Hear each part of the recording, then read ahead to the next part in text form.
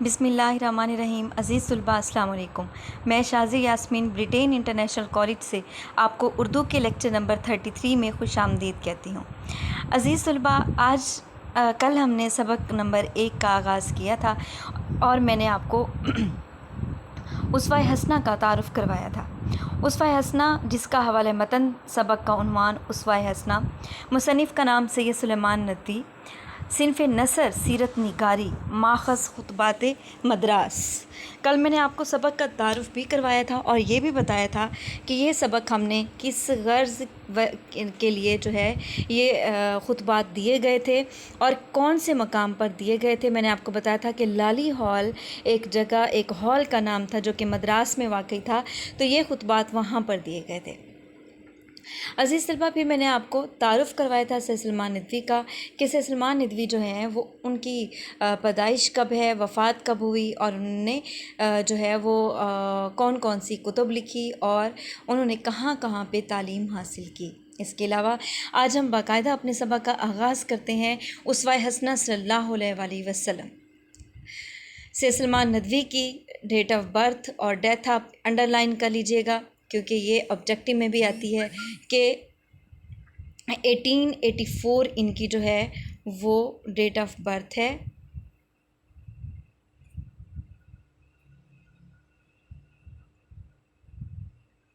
اور 1953 ان کی وہ وفات ہوئی تھی اور کراچی میں ان کی تدفین ہوئی تھی۔ آبجیکٹیو میں آتے ہیں تو اسی وجہ سے خدا کی محبت کا اہل اور اس کے پیار کا مستحق بننے کے لیے ہر مذہب نے ایک ہی تدبیر بتائی ہے، اور وہ یہ کہ اس مذہب کے شارع اور طریقے کے بانی نے جو عمدہ نصیحتیں کی ہیں ان پر عمل کیا جائے۔ یعنی کہ یہاں پہ اس بات کو سمجھیے گا، ایک لیول آپ سمجھ لیں کہ اب آپ فرسٹ ایئر میں ہیں اور آپ کو اپنی تھنکنگ بھی ویسی ہی رکھنی پڑے گی۔ تو خدا کی محبت کا اہل، خدا کی محبت حاصل کرنے کے لیے اور اس کے پیار کو حاصل کرنے کے لیے ہر مذہب نے ایک ہی طریقہ بتایا ہے۔ یعنی دنیا میں جتنے بھی مذاہب ہیں سب نے ایک ہی طریقہ بتایا ہے، اور وہ یہ ہے کہ مذہب کی جو شریعت لے کر آئے، شارع شریعت لے کے آنے والا، کہ جسے اللہ تعالیٰ وہ شریعت کے ساتھ لوگوں میں بھیجے، اور طریقے کے بانی نے اور طریقے بتائے کہ طریقے کے بانی اور وہ شارع جو ہوتے ہیں وہ آ کر طریقہ بتاتے ہیں شریعت لانے والے کہ اس طریقے کے مطابق اپنی زندگی گزاریں۔ جو عمدہ وہ آ کے کیا کرتے ہیں، وہ اللہ کا پیغام ویسے کا ویسے آ کے دے دیتے ہیں لوگوں کو، اور طریقے کے بانی نے جو عمدہ نصیحتیں کی ہیں ان پر عمل کیا جائے۔ لیکن اسلام نے اس سے بہتر تدبیر اختیار کی ہے۔ اسلام نے کیا کیا ہے؟ اس سے بہتر تدبیر اختیار کی ہے۔ اس نے اپنے پیغمبر صلی اللہ علیہ وسلم کا عملی مجسمہ سب کے سامنے رکھ دیا۔ دیگر مذاہب میں اور اسلام میں یہی فرق ہے کہ جو ہمارے آخری نبی بھیجے گئے ان میں اور باقی جو پیغمبر ہیں ان میں یہ فرق ہے کہ آپ صلی اللہ علیہ وسلم نے جو کچھ خدا تعالیٰ نے حکم دیا آپ نے وہی عمل کر کے دکھایا، اور عملی مجسمے کی پیروی اور اتباع کو، اور یہ کہا اللہ تعالیٰ نے کہ اگر آپ اس عملی مجسمے کی، یعنی نبی پاک صلی اللہ علیہ وسلم کی جنہوں نے اللہ کے تمام احکامات پر عمل کر کے دکھایا، اگر آپ اس کی پیروی کریں گے اور آپ اس کی اتباع یعنی کہ اطاعت کریں گے تو آپ خدا کی محبت کا اہل اور اس کے پیار کا مستحق بننے کا ذریعہ بتایا ہے۔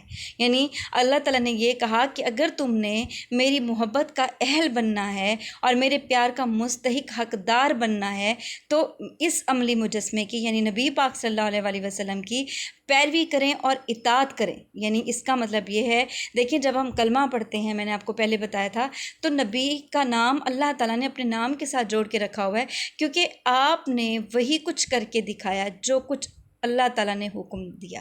آپ نے سب سے پہلے جو اللہ کا احکام تھا اس کو اپنے اوپر نافذ کیا، پھر آپ نے لوگوں کو بتایا۔ لیکن باقی جو تھے لوگ، باقی جو شارع آئے، شریعت لے کر آئے، انبیاء، انہوں نے کیا کیا؟ انہوں نے خود عمل کیا، لیکن انہوں نے اللہ کا پیغام دوسروں تک پہنچایا۔ ٹھیک ہے، آپ نے اس پیغام کو پہلے اپنے اوپر وہ پریکٹیکل عمل کیا اور پھر آپ نے لوگوں کو بتایا۔ تو یہی فرق ہے۔ اسی وجہ سے اسلام میں 2 چیزیں ہیں، کتاب اور سنت۔ انڈر لائن میں نے جن کو ہائی لائٹ کیا ہوا ہے یہ آپ کے آبجیکٹیو کے پوائنٹس ہیں جو آپ نے ذہن میں رکھنے ہیں۔ چنانچہ اسلام میں تو چیزیں ہیں، کتاب اور سنت. کتاب سے مراد کیا ہے؟ خدا کے احکام ہیں جو قرآن مجید کے ذریعے سے ہم تک پہنچے ہیں. یعنی کتاب سے مراد قرآن پاک ہے. اور قرآن پاک میں کیا ہے؟ قرآن پاک میں خدا کے احکام ہیں. اب فار ایگزامپل آپ کا MCQs آ جاتا ہے کہ کتاب سے کیا مراد ہے اور اس میں خدا کے احکام کا آپشن ہے، قرآن مجید کا نہیں ہے، تو آپ کس کو ٹک کریں گے؟ خدا کے احکام کو. اگر قرآن ہے تو پھر آپ قرآن کو کریں گے. ٹھیک ہے. اسی طرح سے کتاب اور سنت. کتاب سے مراد خدا کے احکام ہیں جو قرآن مجید کے ذریعے سے ہم تک پہنچے ہیں، اور سنت جس کے لغوی معنی راستے کے ہیں. سنت کا کیا مطلب ہے؟ کتاب سے مراد کیا ہے؟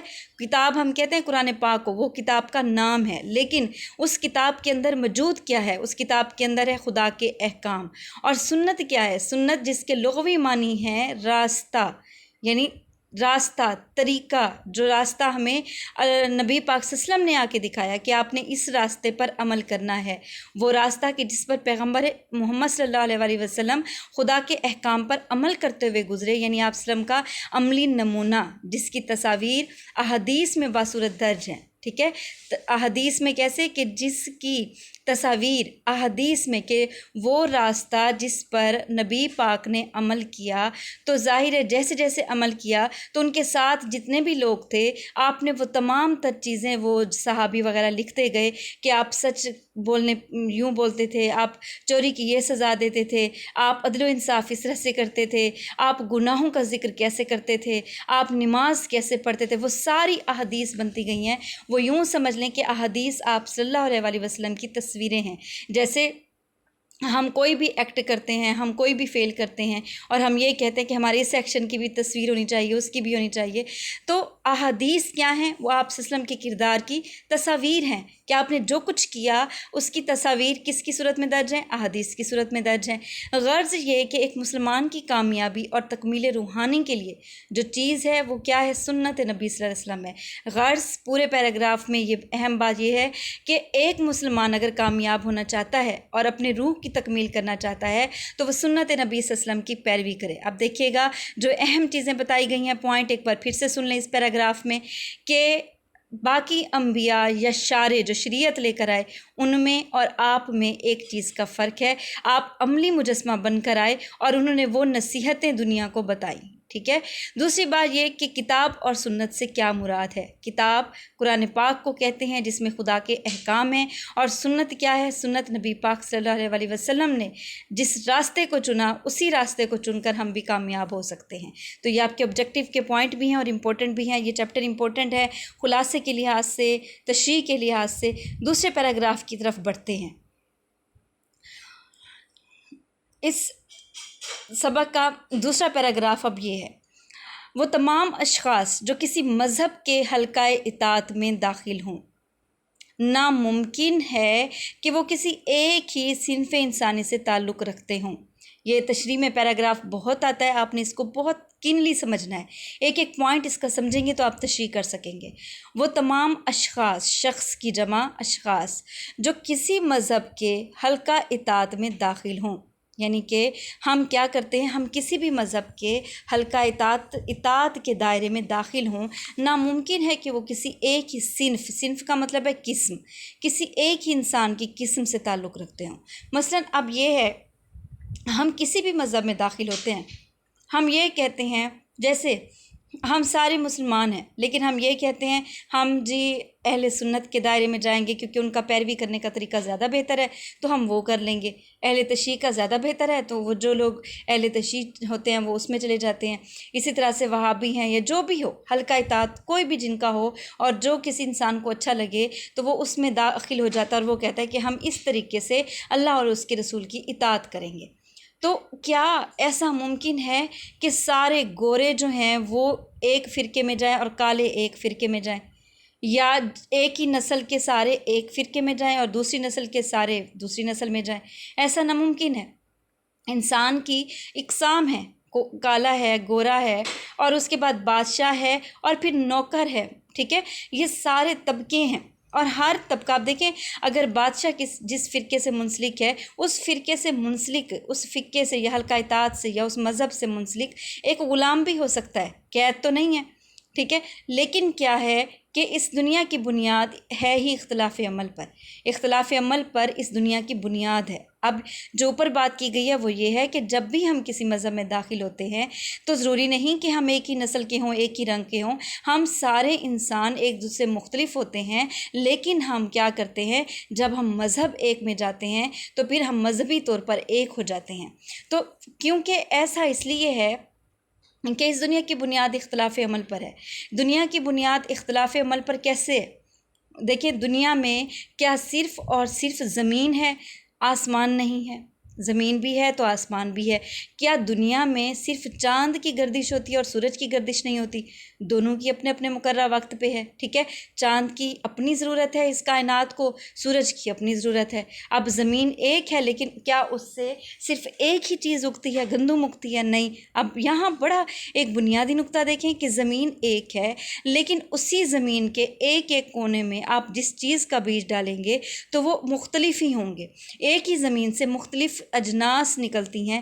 تو اس دنیا کی جو بنیاد ہے وہ بنائی گئی ہی اختلاف عمل پر ہے، یعنی متضاد چیزوں پہ بنائی گئی ہے کہ چاند آتا ہے تو پھر چاند جاتا ہے تو سورج نکلتا ہے، اور اس کے بعد جو ایک دن ہے اس کے بھی کئی پہر ہیں جو کہ تبدیل ہوتے رہتے ہیں۔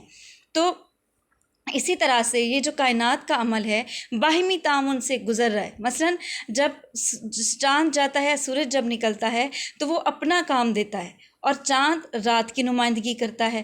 اسی طرح سے اب موسم ہے، حالات و واقعات ہیں کائنات کے، مختلف سیاروں کی گردش ہے، یہ سارے کیا ہیں؟ یہ سب اپنے اپنے مقررہ وقت پر اپنی ڈیوٹی دیتے ہیں، کیونکہ ہر کسی نے اسی طرح سے ہی کائنات کو چلانا ہے۔ اگر کائنات اس طرح سے نہ چلے تو اس کائنات کا پھر نظام درہم برہم ہو جائے گا۔ اب جب دنیا کی بنیاد اختلاف عمل ہے تو پھر دنیا میں رہنے والے ایک جیسے کیسے ہو سکتے ہیں؟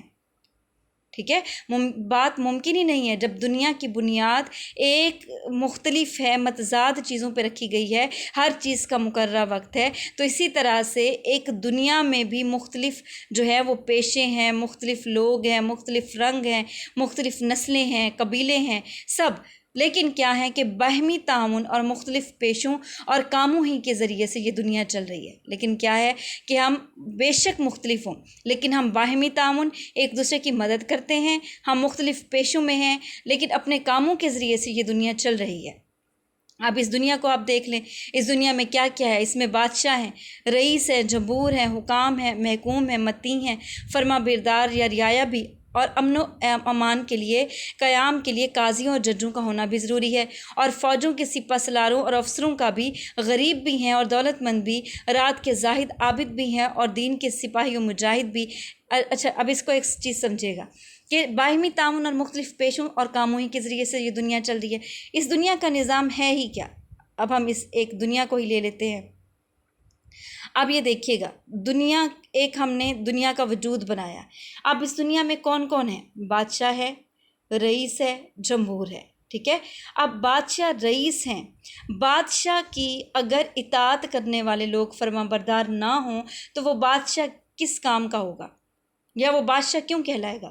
اس دنیا کو، اس کائنات کو چلانے کے لیے صرف آپ ایک مثال اپنے ملک کی ہی لے لیں، آپ یہ دیکھیں کہ ہم جب یہ کہتے ہیں کہ یہ ہمارا ملک ہے تو ہم اس میں چیزیں طے کرتے ہیں کہ یہ بادشاہ بنے گا، یہ وزیر بنے گا، پھر اسی طرح سے بادشاہ وزیر جو ہوں گے ان کی فرما برداری کرنے والی عوام بھی ہوگی، رئیس جو ہیں یا رئیس جو ہیں، جو امیر ہیں، یعنی کہ جو رئیس ہوں گے، بادشاہ ہوں گے، ان کی فرما برداری کرنے کے لیے فرما بردار اور مطیع لوگ بھی ہوں گے، یعنی اسی طرح سے جمہور عوام ہوگی۔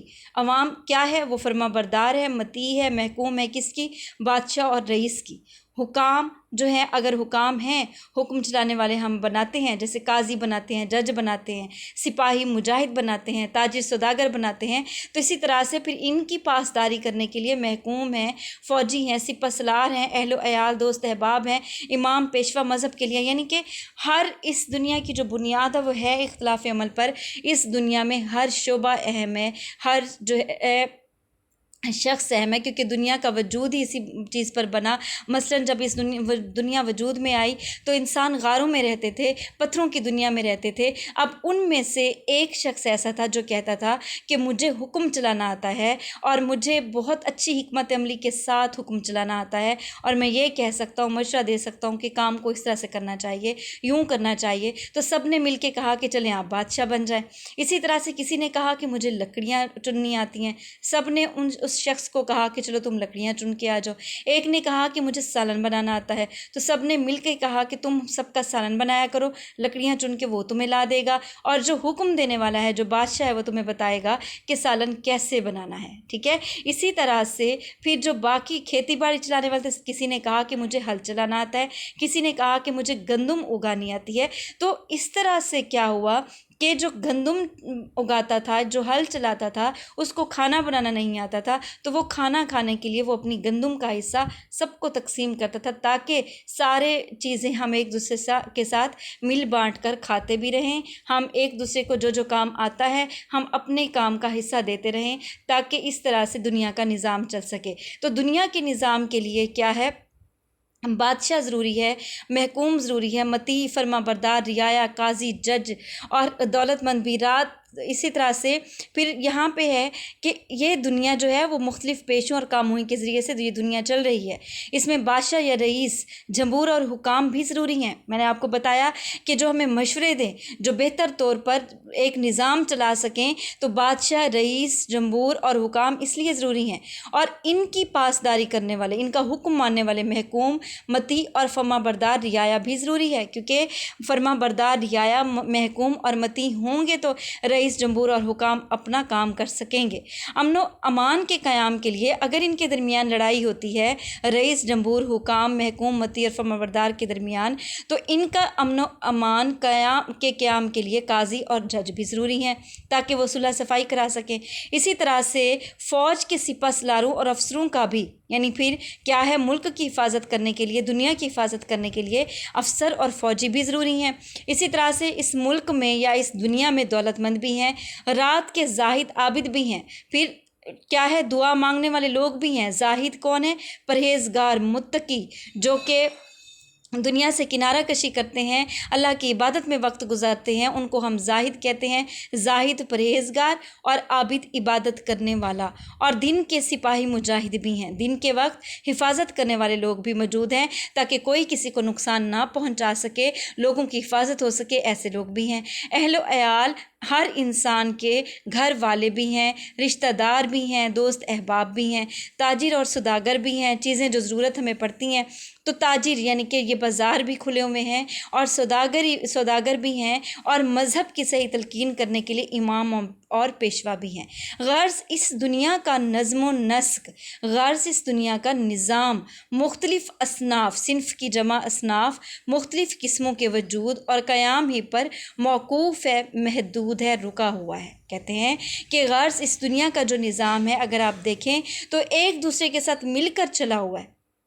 جو جو چیزیں اوپر بتائی گئی ہیں کہ یہ سب ایک دوسرے کے لیے ضروری ہیں، اور ان تمام اصناف کو، ان تمام قسموں کو، جو سب سے اب اہم بات آ رہی ہے کہ ان تمام اصناف کو اپنی اپنی زندگی کے لیے عملی مجسمے اور نمونے کی ضرورت ہے۔ مثلاً بادشاہ کہے گا کہ میں بادشاہت کیسے کروں، ایک اچھی بادشاہت کیسی ہونی چاہیے؟ تو کیا اگر وہ کسی اور بادشاہ کی پیروی کرتا ہے، کیا خبر وہ بادشاہ ظالم ہو، غاصب و حق کھانے والا ہو، چور ہو، چوری کرتا ہو، یا ملک کا حق کھاتا ہو، دنیا کا حق کھاتا ہو، اگر یہ اس کی پیروی کرے گا تو پھر یہ بھی ویسا بن جائے گا۔ اسی طرح سے قاضی جج اگر کسی اور قاضی جج کی پیروی کریں اور یہ کہیں کہ اس جیسے بن جائیں، تو پھر اس کا مطلب اگر وہ ناحق انصاف کرتا ہو، وہ جو ہے رشوت لیتا ہو، تو یہ قاضی اور جج بھی ویسے بن جائیں گے۔ تو اسی لیے، اور جو لوگ ہیں، افسر ہیں، غریب ہیں، امیر ہیں، کہ دولت کا کیسے استعمال کرنا چاہیے، غریب جو ہیں کہ غربت میں کیسے زندگی گزارنی چاہیے، ان سب کو مثال کی ضرورت ہے۔ ٹھیک ہے. مثلاً ہم یہ کہتے ہیں نا کہ اکثر ہم فار ایگزامپل اب آپ ڈاکٹر بن رہے ہیں تو ڈاکٹر بننے کے لیے آپ کتابیں پڑھ لیتے ہیں. کتابیں پڑھنے کے بعد پھر آپ کو عملی ضرورت ہوتی ہے. آپ یہ کہتے ہیں کہ ہم جو ہے کیسے آپ پریکٹس کریں, کیسے عمل کریں. تو آپ ہاؤس جاب کر کے پھر آپ سیکھتے ہیں کہ کیسے آپ نے کرنا ہے. لیکن جب آپ ڈاکٹر بن جاتے ہیں تو پھر آپ پر آ جاتی ہے آپ کے ایمان دین کا تقاضا کہ آپ نے لوگوں کی خدمت کیسے کرنی ہے اور کتنا پیسہ آپ نے جو ہے وہ لینا ہے. اگر آپ ناحق لیں گے تو اس کا مطلب آپ جو ہے کسی کی پیروی نہیں کریں گے. اگر آپ اپنی مرضی سے کریں گے تو آپ کسی کی پیروی نہیں کریں گے. اگر آپ جو طریقہ بتایا جا رہا ہے اس کے مطابق عمل کریں گے, پیروی کریں گے, تو اس کا مطلب یہ ہوگا کہ آپ نے صحیح طریقہ اپنایا جو کہ دین اسلام نے بتایا. تو جتنے بھی لوگ ہیں, جتنی بھی قسمیں ہیں اس دنیا میں جن کے اوپر یہ نظام سارا جمع ہوا ہے, ان تمام اصناف کو اپنی اپنی زندگی کے لیے عملی مجسمے اور نمونے کی ضرورت ہے. اسلام ان تمام انسانوں کو سنت نبی صلی اللہ علیہ وسلم کے اتباع پیروی کی دعوت دیتا ہے. ٹھیک ہے, پیروی کی دعوت دیتا ہے. آپ دیکھیے گا یہ دنیا بادشاہ, رئیس, جمہور, حکام, فرما بردار, متی, محکوم, یہ سارے لوگ مختلف ہیں ایک دوسرے سے. اپنی اپنی جگہ پہ اپنی ڈیوٹی کیسے سر انجام دینی ہے اس کا جو صحیح طریقہ ان سب کو ملتا ہے وہ صرف ایک ہی چیز سے ملتا ہے. کون سی چیز سے؟ سنت نبی سے. کہ اگر یہ سارے سنت نبی کی پیروی کریں گے تو اس دنیا اور آخرت دونوں میں کامیاب ہوں گے. اگر یہ نہیں کریں گے تو نہیں ہوں گے. مثلا آپ دیکھیں نبی بھی تو بادشاہ تھے. آپ نے بادشاہ کی مثال کیا تھی آپ کی؟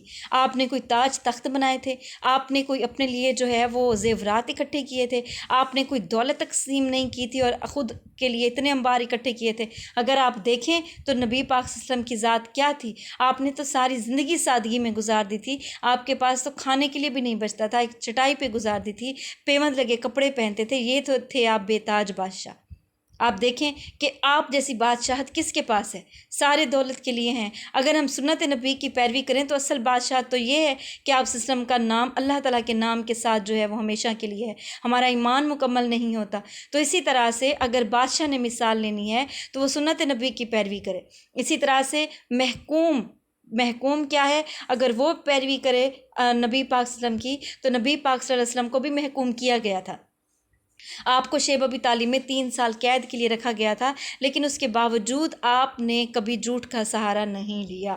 ہمارے یہاں کیا ہوتا ہے کہ کسی کو بھی آپ محکوم کر دیں, کسی کو بھی آپ مظلوم بنا دیں, یا آپ کسی کو بھی سزا دے دیں تو وہ فوراً اپنے دین و ایمان سے بھی مکر سکتا ہے, یا پھر وہ مجبور ہو کر اپنی اولاد کے لیے بھی جو ہے وہ کوئی قربانی دے دیتا ہے. لیکن نبی پاک صلی اللہ علیہ وسلم نے کبھی بھی اپنے مقصد سے نہیں ہٹے اور سچائی پر ہمیشہ ڈٹے رہے. قاضی جج ہیں, آپ صلی اللہ علیہ وسلم نے کبھی بھی یہ نہ دیکھا کہ کون ان کا اپنا ہے اور کون نہیں. آپ نے قاضی جج, آپ نے انصاف پسند فیصلے کیے. تو جتنے بھی یہ لوگ ہیں سارے مختلف ہیں اور سارے اپنی جگہ ٹھیک ہیں, کیونکہ دنیا کا نظام ان تمام لوگوں سے چلتا ہے.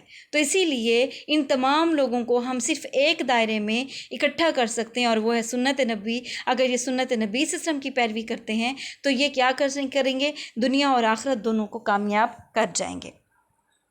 ارشاد ربانی ہے, اے ایمان والو اللہ اور اس کے رسول صلی اللہ علیہ وسلم کی اطاعت کرو, بے شک نبی پاک صلی اللہ علیہ وسلم کی ہستی میں تمہارے لیے احسن نمونہ موجود ہے. عزیز طلباء, آج کا لیکچر اتنا ہی آپ کو کافی ہے سمجھانے کے لیے. امید ہے آپ کو یہ لیکچر سمجھ میں آ گیا ہوگا. اگلے لیکچر کے ساتھ بلکہ اس کے اور حصے کے ساتھ میں پھر حاضر ہوتی ہوں. تب تک کے لیے اللہ حافظ.